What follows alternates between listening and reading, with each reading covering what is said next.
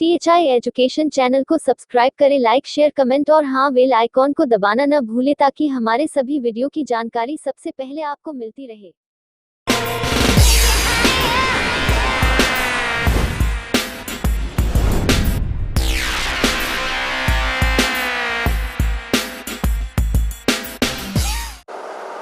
Hello बच्चों, कैसे हैं आप सब। THI एजुकेशन चैनल में आपका स्वागत है। बच्चों, हम आप प्रकाश का परावर्तन सीखे थे, परावर्तन से कई दिलचस्प घटनाएं सीखे थे। आज बहुत ही दिलचस्प घटना सीखने जा रहे हैं, प्रकाश का अपवर्तन। अपवर्तन हमारे रियल लाइफ में कई ऐसी दिलचस्प चीजों को दिखाता है बच्चों, जो हमसे आपसे जुड़ा है, जिसको हम आप महसूस किए हैं, लेकिन हम समझ नहीं पाए थे कि वो प्रकाश के अपवर्तन के कारण ही होता है। एक घटना आपकी स्क्रीन पर दिखाई जा रही है, बच्चों देख रहे हैं आप। एक मछुआरा है, मछली मारने के लिए खड़ा है, देख रहे हैं आप ना, देख रहे होंगे तो आप देख रहे हैं कि वो निशाना लगा रहा है जिस मछली पर, जबकि उस मछली की रियल पोजीशन आप देख रहे हैं कि नीचे है। रियल पोजीशन नीचे बच्चों, तो किस घटना भाई निशाना तो लगा रहा है, जो हम उसको मछली दिखाई दे रही है वो वहां निशाना लगा रहा है, मार देगा। जबकि आप देख रहे हैं फिगर में कि मछली वास्तव में उस स्थिति से थोड़ी सी नीचे है, तो हम समझ रहे हैं मछली उसके हाथ नहीं आनी है। किस घटना के कारण नहीं आनी है? प्रकाश के अपवर्तन के कारण नहीं आनी है। तो बच्चों को प्रकाश का अपवर्तन सीखना है। ऐसे कई दिलचस्प उदाहरण है प्रकाश के अपवर्तन के, तो हम आप पहले सीख लें कि प्रकाश का अपवर्तन क्या है, बोर्ड परीक्षा में कैसे पूछा जाएगा, प्रकाश के अपवर्तन होने का कारण क्या है, प्रकाश के अपवर्तन के नियम क्या है, ये सब चीजें हम सीख लें। सीखने के बाद हम कई घटनाओं की चर्चा करेंगे जो हमारे दैनिक जीवन में प्रकाश के अपवर्तन से जुड़े हुए हैं। तो चलिए सीखा जाए प्रकाश का अपवर्तन। अपवर्तन में हम अब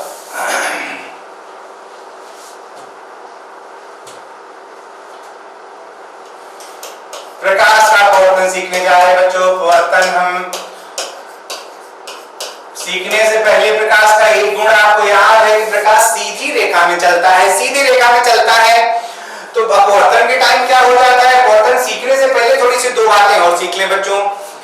माध्यम, पारदर्शी माध्यम आप समझते हैं अच्छे से कि जिसमें आर पार दिखाई देता है, वही माध्यम पारदर्शी माध्यम होता है।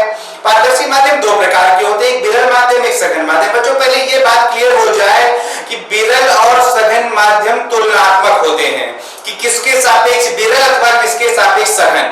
पहले आप डेफिनेशन याद कर लें। विरल माध्यम किसको कहेंगे? वह माध्यम जिसका घनत्व कम होता है वो विरल होता है, जिसका घनत्व ज्यादा होता है वो सघन होता है। एक डेफिनेशन विरल सघन की। वह माध्यम जिसमें प्रकाश की चाल ज्यादा होती है वो विरल होता है, जिसमें प्रकाश की चाल कम होती है वो सघन होता है। दो डेफिनेशन हो गया। अभी और एक डेफिनेशन विरल सघन की आपको बताएंगे, लेकिन आप ये जानते रहें कि तुलनात्मक होता है विरल सघन। जैसे वायु कांच है, तो वायु में प्रकाश की चाल ज्यादा होती है, जल में प्रकाश की चाल कम होती है। तो वायु और जल में आप समझ गए कि वायु विरल है, जल सघन है। अब जल और कांच की बात कर रहे हैं, तो जल और कांच में बच्चों, जल में प्रकाश की चाल ज्यादा होगी कांच की तुलना में, तो जल को आप विरल समझेंगे, कांच को आप सघन समझेंगे। तो मन बैठ रहा होगा कि तुलनात्मक होता है। भाई दो माध्यमों में तुलना की जाती है, जिसमें प्रकाश की चाल ज्यादा होगी वो विरल होगा, जिसमें प्रकाश की चाल कम होगी वो सघन होगा। तो प्रकाश का अपवर्तन हम सीखने जा रहे हैं, तो हम क्लियर कर लिए कि हाँ विरल सघन माध्यम क्या होता है। अब विरल सघन माध्यम क्लियर हो गया है, तो प्रकाश का अपवर्तन क्या है कि जब प्रकाश एक पारदर्शी माध्यम से दूसरे पारदर्शी माध्यम में जाता है बच्चों, तो अपने मार्ग से विचलित हो जाता है। विचलित होने का मतलब चलना चाहिए तो उसको सीधी रेखा में, लेकिन सीधी रेखा में ना चलकर सीधी रेखा से थोड़ा सा मुड़ जाता है। विचलित होने की घटना ही प्रकाश का अपवर्तन कहलाती है। कैसे विचलित हो जाता है वही हमको सीखना है। सीखने के लिए हम माध्यम सीख गए। हाँ माध्यम दो प्रकार का होता है, एक विरल होता है, एक सघन होता है। हम दो माध्यम आपके सामने ले लिए हैं। एक माध्यम हम मान लेते हैं विरल है, जिसको रेरर कहा जाता है। दूसरा सघन है, जिसको डेंसर कहा जाता है। हम इस विरल से सघन माध्यम में प्रकाश का अपवर्तन दिखाते हैं। आपको सीखेंगे क्या? परिभाषा तो आप जानेंगे कि जब प्रकाश एक पारदर्शी माध्यम से दूसरे पारदर्शी माध्यम में जाता है तो अपने मार्ग से विचलित हो जाता है। यही घटना प्रकाश का अपवर्तन कहलाती है। कैसे विचलित होता है? जब प्रकाश विरल से सघन माध्यम में जाता है तो डाले के अभिलंब की ओर झुक जाता है, मतलब आपतन बिंदु पर जो लंब छोड़ा जाता है बच्चों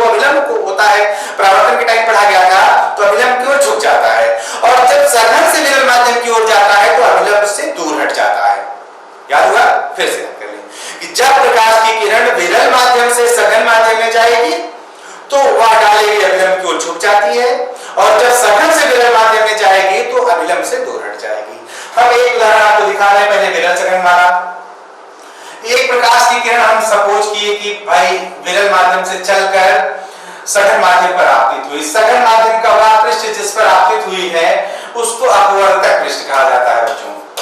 अपवर्तक पृष्ठ, ये अपवर्तक पृष्ठ आपके सामने आने वाली किरण को आप जानते हैं बच्चों, ये आपतित किरण कहलाती है। ये आपतित किरण हो गई। जिस बिंदु पर आती है बच्चों आप जानते हैं वो बिंदु का नाम आपतन बिंदु है। तो आपतन बिंदु भी जान गए आप। अगर आपतन बिंदु पर एक लंब छोड़ दिया जाए बच्चों तो आप जानते हैं वो लंब अभिलंब कहलाता है। वो लंब दोनों माध्यमों में छोड़ दिया है हमने।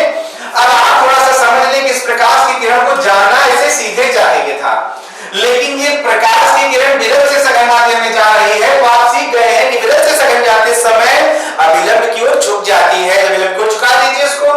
चलिए अभिलंब की ओर झुका दिया हमने।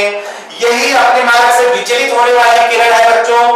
इसी किरण का नाम है अपवर्तित किरण, और यही घटना आपकी हो चुकी प्रकाश का अपवर्तन। यही घटना हो चुकी प्रकाश का अपवर्तन। प्रकाश कहां से कहां गया? एक पारदर्शी माध्यम से दूसरे पारदर्शी माध्यम में। तो आपने देखा कि अपने मार्ग से क्या हो गया? विचलित। और मार्ग से विचलित होने की घटना ही प्रकाश का क्या कहलाती है? अपवर्तन। तो प्रकाश का अपवर्तन हमने विरल से सघन देख लिया बच्चों। एक और दिखाते हैं हम सघन से विरल। मान लेते हैं कि ऊपर कोई सघन माध्यम है, सघन है, और नीचे कोई विरल माध्यम है। अब प्रकाश की किरण सघन से विरल जाने वाली है। मान लेते हैं प्रकाश की एक किरण सघन माध्यम से चलकर किसी बिंदु पर आपतित हुई है। जिस पृष्ठ पर आपतित हुई है वो पृष्ठ अपवर्तक पृष्ठ है। हम जान रहे हैं कि इसको इसे सीधे ही निकल जाना चाहिए था, लेकिन ये सीधे ना जाकर अपने मार्ग से विचलित हो गई है। मार्ग से विचलित होने में आप याद कर लिए हैं कि जब विरल से सघन जाती थी तब अभिलंब को झुकती थी। अब सघन से विरल जा रही तो अभिलंब से क्या होगी? दूर हट जाएगी। दूर हटा दीजिए अभिलंब से इसको। अभिलंब से दूर हटा दीजिए बच्चों। दूर हटा दिया हमने। ये आने वाली किरण बच्चों आपकी ये आपतित किरण थी। जैसे वहां आपतित किरण सीखे थे वैसे यहां भी आपतित किरण आप जान गए। ये विचलित होने वाली किरण आप समझ रहे हैं कि अपवर्तित किरण है। अपवर्तित किरण।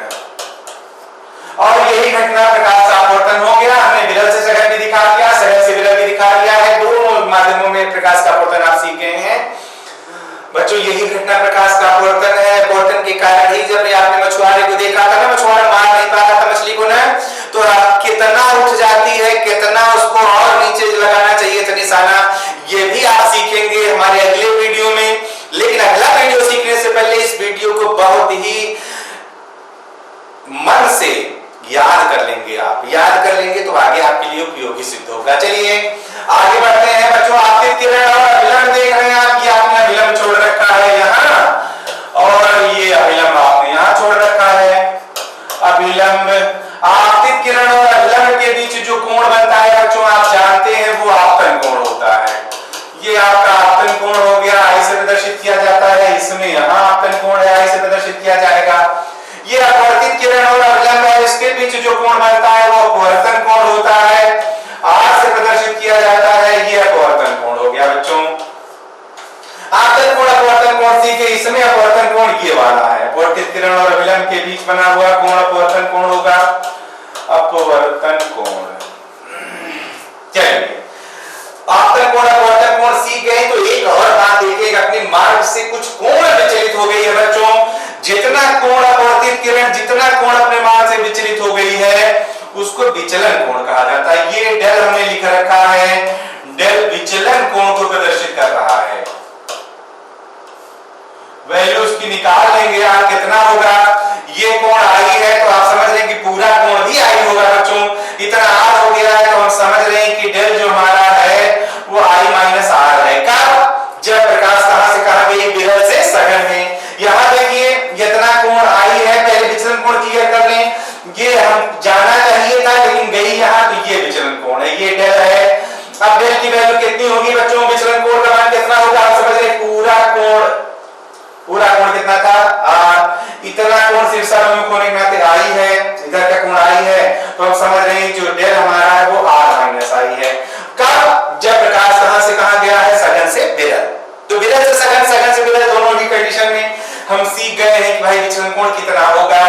आपतन कोण सीख गए, अपवर्तन कोण सीख गए, प्रकाश का अपवर्तन सीख गए। फिर से सुन लें, प्रकाश जब एक पारदर्शी माध्यम से दूसरे पारदर्शी माध्यम में जाता है तो अपने मार्ग से विचलित हो जाता है। लिख कर लें, कापी कलम है ना आपके हाथ में, लिख लें इसको कि जब प्रकाश एक पारदर्शी माध्यम से दूसरे पारदर्शी माध्यम में जाता है तो अपने मार्ग से विचलित हो जाता है। बच्चों, विचलित होने की यही घटना प्रकाश का अपवर्तन कहलाती है। चित्र में सघन से विरल भी और विरल से सघन भी प्रकाश का अपवर्तन दिखाया गया है। आने वाली किरण आपतित किरण कहलाती है। जिस पृष्ठ पर आती है वो अपवर्तक पृष्ठ, यहां देख रहे हैं अपवर्तक पृष्ठ यम यम डैश, यहां भी अपवर्तक पृष्ठ यम यम डैश। जिस बिंदु पर आती है वो बिंदु आपतन बिंदु कहलाता है। आपतन बिंदु पर डाला जाएगा तो बच्चों विलंब कहलाता है। फिर अपने मार्ग से विचलित हो जाती है। विचलित होना आप सीख गए हैं कि अगर विरल से सघन में जाएगी तो विलंब की ओर झुक जाएगी और सघन से विरल जाएगी तो विलंब से क्या होगा? दूर हट जाएगी। तो भाई अपवर्तित किरण मालूम चल गया कि विचलित होने वाली किरण अपवर्तित किरण है और आपतित किरण और अविलंब के बीच बना हुआ कोण आपतन कोण। परिभाषा याद रहे कि आपतित किरण और अविलंब के बीच बना हुआ कोण आपतन कोण, अपवर्तित किरण और अविलंब के बीच बना हुआ कोण अपवर्तन कोण। और अपवर्तित किरण प्रारंभिक दिशा से जितने कोण विचलित हो जाती है वो कोण विचलन कोण कहलाता है। विरल से सघन के टाइम वो i - r होता है, सघन से विरल के टाइम वो r - i होता है। याद रहे, बोर्ड परीक्षा में पूछा गया वो प्रश्न है कि प्रकाश की किरण के लिए आपतन कोण इतना है, अपवर्तन कोण इतना है, तो विचलन कोण कितना होगा? बस आपको बड़ा होगा उसमें छोटा घटा दीजिएगा, विचलन कोण पता चल जाएगा। बच्चों, बड़े में से छोटा घटाया गया है, इसमें i बड़ा था तो i - r, इसमें r बड़ा था तो r - i। बड़े में से छोटा घटा दीजिएगा, विचलन कोण आ जाएगा। तो प्रकाश का अपवर्तन हम सीख गए बच्चों। अपवर्तन सीख गए तो हमको अपवर्तन का कारण सीख लेना है। क्या अपवर्तन का कारण होगा? कारण एक याद कर लेना हमको कि अपवर्तन का कारण केवल और केवल भाई अलग अलग माध्यमों में प्रकाश की चाल का अलग अलग होना है। आप जानेंगे विरल माध्यम एक सघन माध्यम में चाल बढ़ जाती है तो विलंब से दूर हट जाती है अपवर्तित किरण, चाल घट जाती है तो विलंब की ओर झुक जाती है अपवर्तित किरण, और यही चाल का कम ज्यादा होना ही अपवर्तन का कारण है। एक नंबर में पूछा जाता है कि प्रकाश के अपवर्तन का क्या कारण है, तो क्या कारण है कि अलग अलग माध्यमों में प्रकाश की चाल का अलग अलग होना, अलग अलग पारदर्शी माध्यमों में प्रकाश की चाल का अलग अलग होना ही प्रकाश के अपवर्तन का कारण है। याद हो गया? एक नंबर का काम हो गया। एक नंबर का काम हो गया प्रकाश के अपवर्तन का क्या कारण है। तो प्रकाश के अपवर्तन का क्या कारण है? अलग अलग पारदर्शी माध्यमों में प्रकाश की चाल का अलग अलग होना है। अब हम सीखेंगे बच्चों अपवर्तन के नियम। अपवर्तन के नियम क्या है? अपवर्तन के नियम, अपवर्तन के बच्चों दो नियम है, दोनों याद हो जाएंगे आपको बहुत जल्दी से।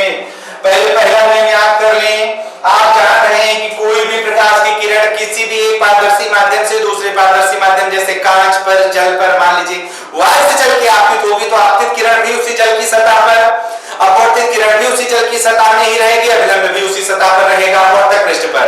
तो आप पहला नियम यही याद करना है क्या कि आपतित किरण, अपवर्तित किरण और अविलंब तीनों एक ही तल में होते हैं। तल का मतलब वही अपवर्तक पृष्ठ का तल, अपवर्तक पृष्ठ। कौन कौन? आपतित किरण, अपवर्तित किरण और अविलंब तीनों कहां होते हैं? एक ही तल में। याद हुआ? पहला नियम याद हो गया कि आपतित किरण, अपवर्तित किरण और अविलंब तीनों एक ही तल में होते हैं। अब बढ़िए आप दूसरे नियम की तरफ। दूसरे नियम को बच्चों स्नेल का नियम भी कहा जाता है। एक नंबर से अलग पूछा जाता है स्नेल का नियम। तो स्नेल का नियम भी आप समझेंगे, दूसरा नियम समझें। दूसरा नियम ही स्नेल का नियम कहलाता है। क्या है दूसरा नियम? एक बात थोड़ा सा और बैठा ले दिमाग में। प्रकाश 7 रंगों का मिश्रण है। पढ़ेंगे भी आगे प्रिज्म द्वारा जब प्रकाश का वर्ण विक्षेपण होगा तो आप सीखेंगे प्रकाश में 7 रंग होते हैं। देखे हैं आप बादल में, बरसात के टाइम में इंद्रधनुष दिखाई देता है बच्चों, उसमें 7 रंग दिखाई देते हैं ना। तो सूर्य का सभी प्रकाश उन्हीं 7 रंगों का मिश्रण है। ये जो दूसरा नियम है 7 रंगों में से किसी एक रंग के लिए है। अलग अलग रंगों के लिए उसकी वैल्यू अलग अलग होगी। नियम से जो रिजल्ट मिलने वाले हैं उसके मान अलग अलग होंगे। तो आपके मन में बैठा रहे, यहाँ कुछ रंग हिराना नहीं है आपको, लेकिन आपके मन में ये बैठा रहे कि जो रूल्स है वो सेकंड स्नेल का नियम वो एक रंग के लिए है।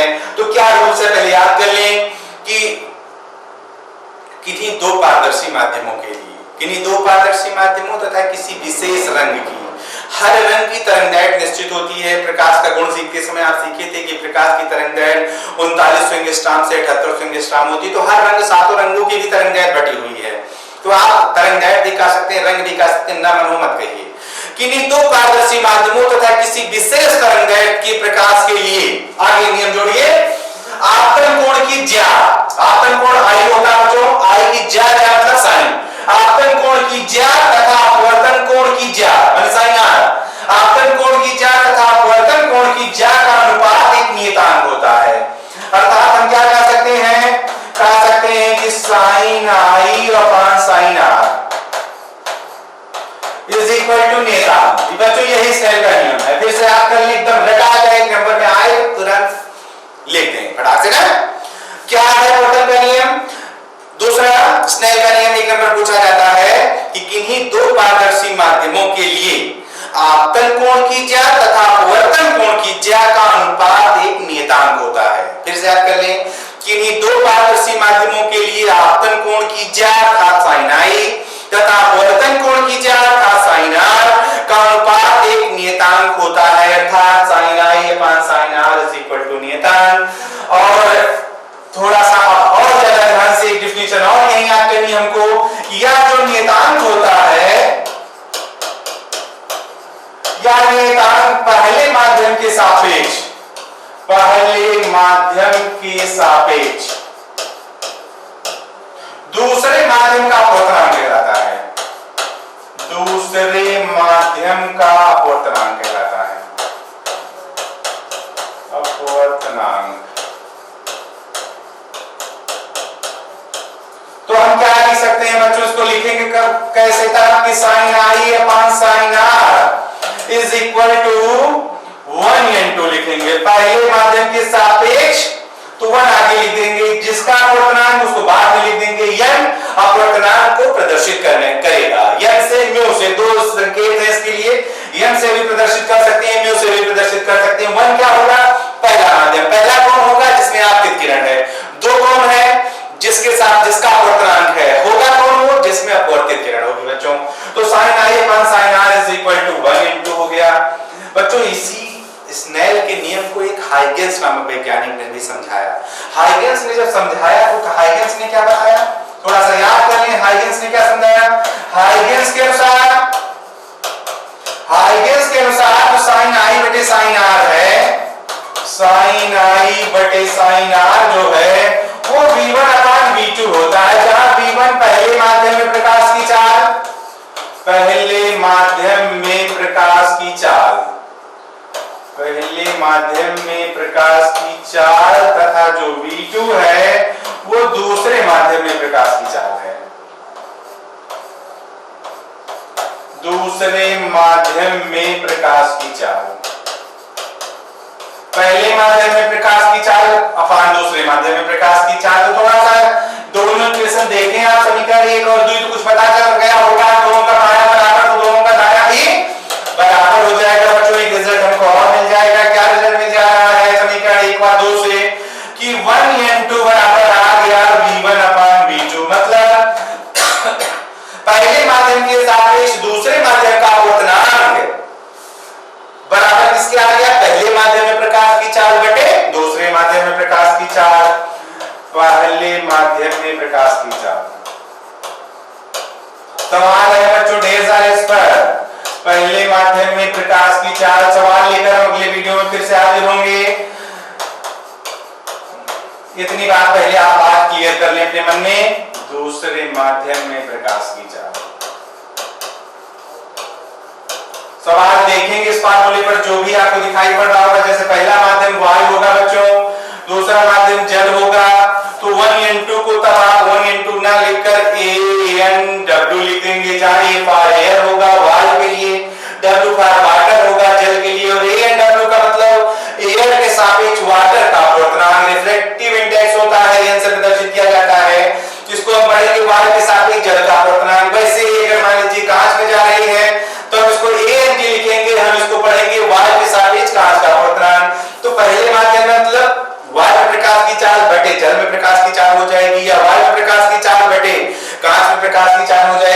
तो ये सूत्र याद कर लेंगे 1n2 बराबर v1/v2 होता है। थोड़ा सा फिर से रिवीज भाई स्नेल का नियम और अपवर्तन के दोनों नियम फिर से याद कर लें। नियम बच्चों यहीं तक लिखना था, नियम यहीं तक लिखना है। क्या नियम लिखेंगे आप जब इम्तिहान में नियम पूछेगा? तो पहला नियम आप लिखेंगे अपवर्तन के निम्न दो नियम हैं, कलम चल रही होगी तो आप लिख ले इसी टाइम। अपवर्तन के निम्न दो नियम हैं। पहला नियम क्या हो गया कि आपतित किरण, अपवर्तित किरण तथा विलंब तीनों एक ही तल में होते हैं, लिख गया। फिर दूसरा नियम क्या लिखेंगे, थोड़ा ज्यादा ध्यान से, दूसरा नियम ही स्नेल का नियम कहलाता है। आप लिखेंगे कि किन्हीं दो पारदर्शी माध्यमों के लिए आपतन कोण की ज्या अर्थात साइन आई तथा अपवर्तन कोण की ज्या अर्थात साइन आर का अनुपात एक नियतांक होता है, बस। अर्थात साइन आई बटे sine R is equal to नियतांक। ये दोनों नियम हो गए बच्चों। थोड़ा सा ध्यान से, यह नियतांक क्या कहलाएगा? पहले माध्यम के सापेक्ष दूसरे माध्यम का अपवर्तनांक कहलाता है। तो आप सीधा सीधा आप एक डिफिनीशन यहां और आपसे पूछी जाएगी कि बच्चों अपवर्तनांक से क्या समझते हैं, तो क्या जवाब देंगे? क्या जवाब देंगे अपवर्तनांक की? अब आप हेडिंग छोड़ के लिख ले कॉपी में कि जब प्रकाश की किरण एक पारदर्शी माध्यम से दूसरे पारदर्शी माध्यम में जाती है तो आपतन कोण की ज्या और अपवर्तन कोण की ज्या का अनुपात ही पहले माध्यम के सापेक्ष दूसरे माध्यम का अपवर्तनांक कहलाता है। याद हुआ? फिर से याद कर लें। जब प्रकाश की किरण एक पारदर्शी माध्यम से दूसरे पारदर्शी माध्यम में जाती है तो आपतन कोण की ज्या तथा अपवर्तन कोण की ज्या का अनुपात ही पहले माध्यम के सापेक्ष दूसरे माध्यम का अपवर्तनांक कहलाता है।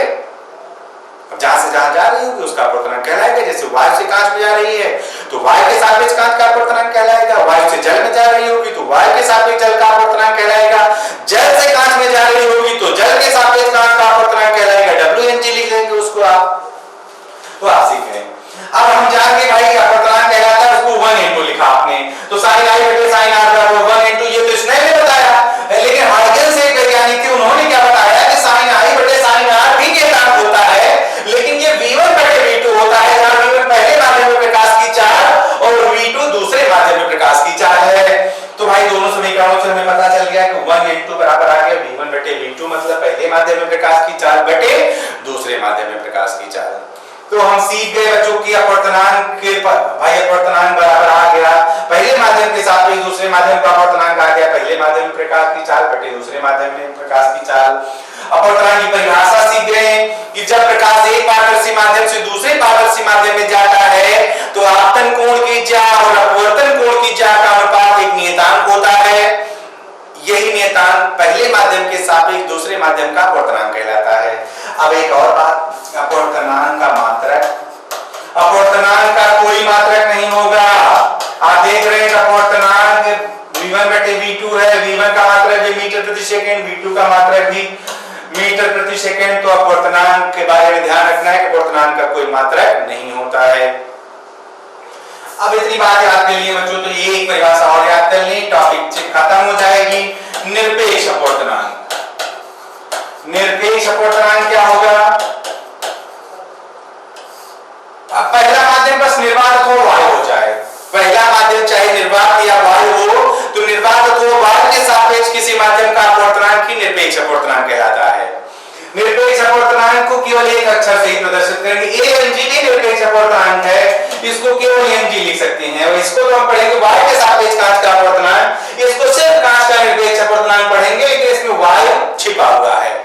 ऐसे अगर ANW लिखा हुआ है तो ये भी जल का निरपेक्ष अपवर्तनांक है, लेकिन इसको हम वायु के सापेक्ष जल का अपवर्तनांक, लेकिन अगर NW लिखा है तो उसको सिर्फ जल का निरपेक्ष अपवर्तनांक कहा जाएगा। तो निरपेक्ष अपवर्तनांक याद हुआ, निर्वात अथवा वायु के सापेक्ष किसी पारदर्शी माध्यम का अपवर्तनांक ही निरपेक्ष अपवर्तनांक कहलाता है।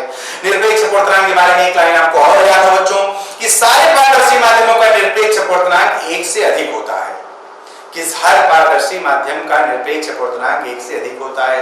निर्वात का बच्चों ठीक एक होता है, ठीक एक, बाकी वायु का एक से थोड़ा सा ज्यादा, और जितने होंगे पारदर्शी माध्यम सबका एक से ज्यादा होगा। निरपेक्ष की बात कर रहे हैं बट सापेक्ष की बात नहीं कर रहे हैं। निरपेक्ष में पहला माध्यम एकदम कंपलसरी है कि निर्वात अथवा वायु होगा। सापेक्ष में कुछ भी हो सकता है पहला माध्यम।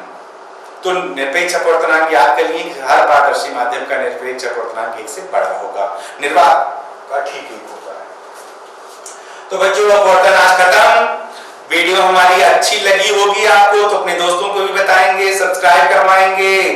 और हमारी ऑनलाइन क्लासेस शुरू होने वाली है बच्चों, स्क्रीन पर नंबर दिए जा रहे हैं, उस नंबर के माध्यम से आप हमसे कांटेक्ट करें और हमारी ऑनलाइन क्लासेस से जुड़े। तो ऐसी मजेदार वीडियोस आपको रेगुलर मिलती रहेंगी, आप पढ़ाई का आनंद भी लेते रहेंगे, साथ साथ आप भाई बोर्ड की तैयारी भी करते रहेंगे, मजा भी आ रहा है और साथ साथ तैयारी भी हो रही है। बोर्ड परीक्षा में अच्छे मार्क मिल जाएंगे, घर वाले भी पीठ ठोकेंगे, हम आप भी पीठ ठोकेंगे आपकी ना। तो यही आपकी वीडियो समाप्त की जाती है बच्चों। अगले वीडियो में हम कुछ और अपवर्तन से जुड़े हुए मजेदार घटनाएं लेकर फिर से हाजिर होंगे। तब तक के लिए धन्यवाद। पहले माध्यम में प्रकाश की 4 सवाल लेकर अगले वीडियो में फिर से हाजिर होंगे। इतनी बात पहले आप बात क्लियर कर लें अपने मन में। दूसरे माध्यम में प्रकाश की 4 सवाल देखेंगे इस फॉर्मूले पर, जो भी आपको दिखाई पड़ रहा होगा। जैसे पहला माध्यम वायु होगा बच्चों, दूसरा माध्यम जल होगा, तो 1n2 को तब आप 1n2 ना लिखकर ANW लिख देंगे, जहां A फॉर एयर होगा वायु के लिए, W फॉर वाटर होगा जल के लिए, और ANW का मतलब एयर के सापेक्ष वाटर का अपवर्तनांक रिफ्लेक्टिव इंडेक्स होता है, n से प्रदर्शित किया जाता है, जिसको हम पढ़ेंगे वायु के सापेक्ष जल का अपवर्तनांक। वैसे ही अगर मान लीजिए कांच में जा रही है तो हम इसको ANG लिखेंगे, हम इसको पढ़ेंगे वायु के सापेक्ष कांच का अपवर्तनांक। तो पहले माध्यम में मतलब वायु में प्रकाश की 4 बटे जल में प्रकाश की 4 हो जाएगी, या वायु में प्रकाश की 4 बटे कांच में प्रकाश की 4 हो जाएगी। तो ये सूत्र याद कर लेंगे, 1n2 बराबर V1/V2 होता है। थोड़ा सा फिर से रिवीज भाई, स्नेल का नियम और अपवर्तन के दोनों नियम फिर से याद कर लें। नियम बच्चों यहीं तक लिखना था, नियम यहीं तक लिखना है। क्या नियम लिखेंगे आप जब धारण नियम पूछेगा? तो पहला नियम आप लिखेंगे अपवर्तन के निम्न 2 नियम हैं, कलम चल रही होगी तो आप लिख ले इसी टाइम। अपवर्तन के निम्न 2 नियम हैं। पहला नियम क्या हो गया कि आपतित किरण, अपवर्तित किरण तथा विलंब तीनों एक ही तल में होते हैं, लिख गया। फिर दूसरा नियम क्या लिखेंगे, थोड़ा ज्यादा ध्यान से, दूसरा नियम ही स्नेल का नियम कहलाता है। आप लिखेंगे कि किन्हीं 2 पारदर्शी माध्यमों के लिए आपतन कोण की ज्या अर्थात साइन आई तथा अपवर्तन कोण की ज्या अर्थात साइन आर का अनुपात एक नियतांक होता है, बस। अर्थात साइन आई बटे sine R is equal to नियतांक। ये दोनों नियम हो गए बच्चों। थोड़ा सा ध्यान से, यह नियतांक क्या कहलाएगा? पहले माध्यम के सापेक्ष दूसरे माध्यम का अपवर्तनांक कहलाता है। तो आप सीधा सीधा आप एक डेफिनेशन यहां और आपसे पूछी जाएगी कि बच्चों अपवर्तनांक से क्या समझते हैं, तो क्या जवाब देंगे? क्या जवाब देंगे अपवर्तनांक की? अब आप हेडिंग छोड़ के लिख ले कापी में कि जब प्रकाश की किरण एक पारदर्शी माध्यम से दूसरे पारदर्शी माध्यम में जाती है तो आपतन कोण की ज्या और अपवर्तन कोण की ज्या का अनुपात ही पहले माध्यम के सापेक्ष दूसरे माध्यम का अपवर्तनांक कहलाता है। याद हुआ? फिर याद कर लें, जब प्रकाश की किरण एक पारदर्शी माध्यम से दूसरे पारदर्शी माध्यम में जाती है तो आपतन कोण की ज्या तथा अपवर्तन कोण की ज्या का अनुपात ही पहले माध्यम के सापेक्ष दूसरे माध्यम का अपवर्तनांक कहलाता है। अब जहां से जहां जा रही होगी उसका अपवर्तनांक कहलाएगा। जैसे वायु से कांच में जा रही है तो वायु के सापेक्ष कांच का अपवर्तनांक कहलाएगा, वायु से जल में जा रही होगी तो वायु के सापेक्ष जल का अपवर्तनांक कहलाएगा, जल से कांच में जा रही होगी तो जल के सापेक्ष कांच का अपवर्तनांक कहलाएगा। WNG लिख देंगे उसको आप, तो आप सीख रहे हैं। अब हम जाके भाई अपवर्तनांक कहलाता है, उसको 1n2 लिखा आपने, तो साइन आई बटे साइन आर बराबर 1n2। ये तो इसने नहीं बताया, लेकिन हाइगन से एक वैज्ञानिक थे, उन्होंने क्या बताया कि साइन आई बटे साइन आर भी नियतांक होता है, लेकिन ये V1 बटे V2 होता है, जहां V1 पहले माध्यम में प्रकाश की 4 और V2 दूसरे माध्यम में प्रकाश की 4 है। तो भाई दोनों समीकरणों से हमें पता चल गया कि 1n2 बराबर आ गया V1 बटे V2, मतलब पहले माध्यम में प्रकाश की 4 बटे दूसरे माध्यम में प्रकाश की 4। तो हम सीख गए बच्चों की अपवर्तनांक के भाई अपवर्तनांक बराबर आ गया पहले माध्यम के साथ दूसरे माध्यम का अपवर्तनांक आ गया पहले माध्यम में प्रकाश की 4 बटे दूसरे माध्यम में प्रकाश की 4। अपवर्तनांक की परिभाषा सीख गए कि जब प्रकाश एक पारदर्शी माध्यम से दूसरे पारदर्शी माध्यम में जाता है तो आपतन कोण की ज्या और अपवर्तन कोण की ज्या का अनुपात एक नियतांक होता है। यही नियतांक पहले माध्यम के सापेक्ष दूसरे माध्यम का अपवर्तनांक कहलाता है। अब एक और बात, अपवर्तनांक का मात्रक, अपवर्तनांक का कोई मात्रक नहीं होगा। आप देख रहे हैं अपवर्तनांक V1 बटे V2 है, V1 का मात्रक भी मीटर प्रति सेकंड, V2 का मात्रक भी मीटर मीटर प्रति सेकंड। तो अपवर्तनांक के बारे में ध्यान रखना है कि अपवर्तनांक का कोई मात्रक नहीं होता है। अब इतनी बात याद कर लिए बच्चों, तो ये एक परिभाषा और याद कर लें, टॉपिक खत्म हो जाएगी। निरपेक्ष अपवर्तनांक, निरपेक्ष अपवर्तनांक क्या होगा? अब पहला माध्यम बस निर्वात हो वायु हो जाए, पहला माध्यम चाहे निर्वात या वायु हो, तो निर्वात हो वायु के सापेक्ष किसी माध्यम का अपवर्तनांक ही निरपेक्ष अपवर्तनांक कहलाता है। निरपेक्ष अपवर्तनांक को केवल एक अक्षर से ही प्रदर्शित करेंगे। एएनजी भी निरपेक्ष अपवर्तनांक है, इसको केवल एनजी लिख सकते हैं। और इसको तो हम पढ़ेंगे वायु के सापेक्ष कांच का अपवर्तनांक, इसको सिर्फ कांच का निरपेक्ष अपवर्तनांक पढ़ेंगे, लेकिन इसमें वायु छिपा हुआ है। ऐसे अगर एनडब्ल्यू लिखा हुआ है तो ये भी जल का निरपेक्ष अपवर्तनांक है, लेकिन इसको हम वायु के सापेक्ष जल का अपवर्तनांक, लेकिन अगर एनडब्ल्यू लिखा है तो उसको सिर्फ जल का निरपेक्ष अपवर्तनांक कहा जाएगा। तो निरपेक्ष अपवर्तनांक याद हुआ, निर्वात अथवा वायु के सापेक्ष किसी पारदर्शी माध्यम का अपवर्तनांक ही निरपेक्ष अपवर्तनांक कहलाता है। निरपेक्ष अपवर्तनांक के बारे में एक लाइन आपको और याद हो बच्चों कि सारे पारदर्शी माध्यमों का निरपेक्ष अपवर्तनांक एक से अधिक होता है। किस हर पारदर्शी माध्यम का निरपेक्ष अपवर्तनांक एक से अधिक होता है। निर्वात का बच्चों ठीक एक होता है, ठीक एक, बाकी वायु का एक से थोड़ा सा ज्यादा, और जितने होंगे पारदर्शी माध्यम सबका एक से ज्यादा होगा। निरपेक्ष की बात कर रहे हैं बट सापेक्ष की बात नहीं कर रहे हैं। निरपेक्ष में पहला माध्यम एकदम कंपलसरी एक निर्वात अथवा वायु होगा, सापेक्ष में कुछ भी हो सकता है पहला माध्यम। तो निरपेक्ष अपवर्तनांक याद कर लिए कि हर पारदर्शी माध्यम का निरपेक्ष अपवर्तनांक एक से बड़ा होगा, निर्वात का ठीक एक होता है। तो बच्चों अपवर्तन आज खत्म। वीडियो हमारी अच्छी लगी होगी आपको तो अपने दोस्तों को भी बताएंगे, सब्सक्राइब करवाएंगे, और हमारी ऑनलाइन क्लासेस शुरू होने वाली है बच्चों। स्क्रीन पर नंबर दिए जा रहे हैं, उस नंबर के माध्यम से आप हमसे कांटेक्ट करें और हमारी ऑनलाइन क्लासेस से जुड़े। तो ऐसी मजेदार वीडियोस आपको रेगुलर मिलती रहेंगी, आप पढ़ाई का आनंद भी लेते रहेंगे, साथ साथ आप भाई बोर्ड की तैयारी भी करते रहेंगे, मजा भी आ रहा है और साथ साथ तैयारी भी हो रही है। बोर्ड परीक्षा में अच्छे मार्क मिल जाएंगे, घर वाले भी पीठ ठोकेंगे, हम आप भी पीठ ठोकेंगे आपकी ना। तो यही आपकी वीडियो समाप्त की जाती है बच्चों। अगले वीडियो में हम कुछ और अपवर्तन से जुड़े हुए मजेदार घटनाएं लेकर फिर से हाजिर होंगे। तब तक के लिए धन्यवाद।